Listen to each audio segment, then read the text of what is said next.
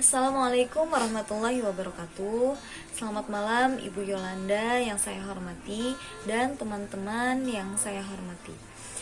Di sini kami dari kelompok 13 akan memaparkan materi tentang analisis kesalahan wacana. Sebelum itu, saya akan memperkenalkan kelompok dari 13 yang terdiri dari Retno Trihardianti, Rasya Asilah Daulay, dan saya sendiri Hilmi Fauziah. Sebuah wacana merupakan suatu gambaran utuh atas hasil seseorang dalam menyusun idenya ke dalam bahasa. Perhatikan tulisan berikut. Kekerapan pemakaian sebuah kata hampir tidak dapat diramalkan karena hal itu amat bergantung pada perkembangan, kebutuhan, dan cita rasa masyarakat pemakainya.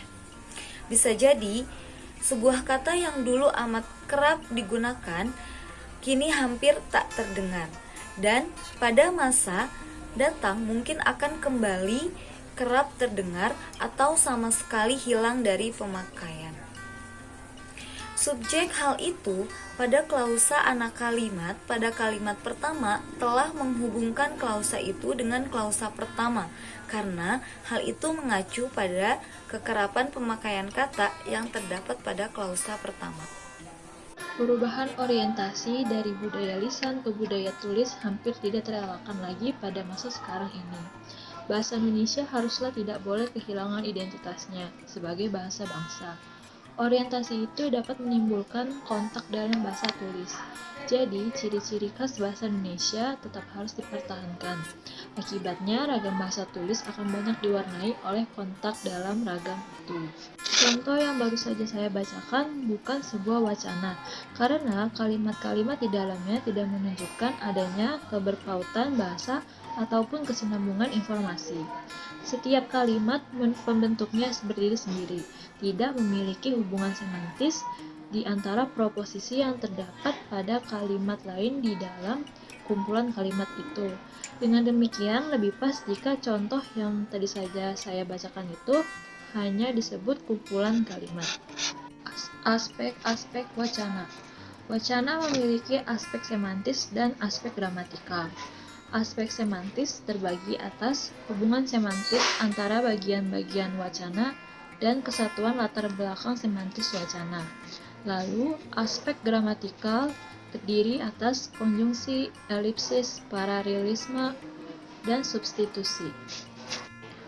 Hubungan semantis antar bagian wacana. Hubungan semantis di antara bagian-bagian wacana ditandai oleh hubungan antara proposisi dan proposisi bagian-bagian wacana itu. Hubungan itu terbagi atas hubungan sebab atau hubungan alasan, hubungan sarana hasil, dan hubungan sarana tujuan.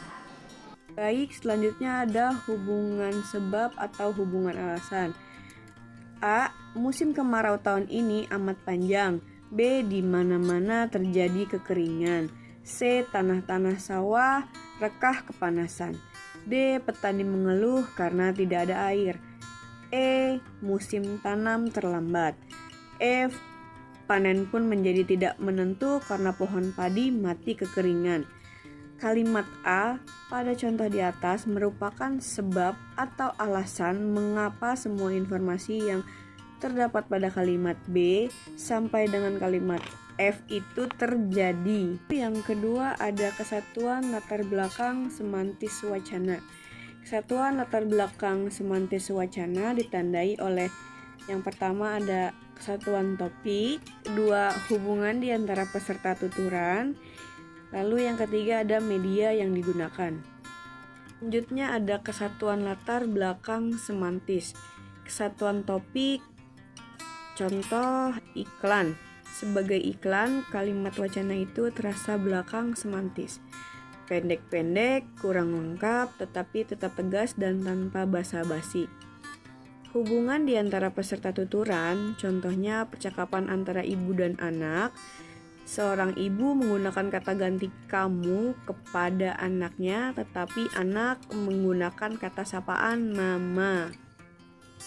Kesimpulannya adalah sebuah paragraf yang dilepaskan sudah merupakan sebuah karangan atau tulisan kecil yang informasinya utuh, lengkap, dan selesai. Paragraf itulah yang kemudian dukung-mendukung menjadi sebuah wacana. Jadi, wacana itulah yang merupakan suatu bahasa yang paling lengkap. Sekian presentasi dari kelompok kami.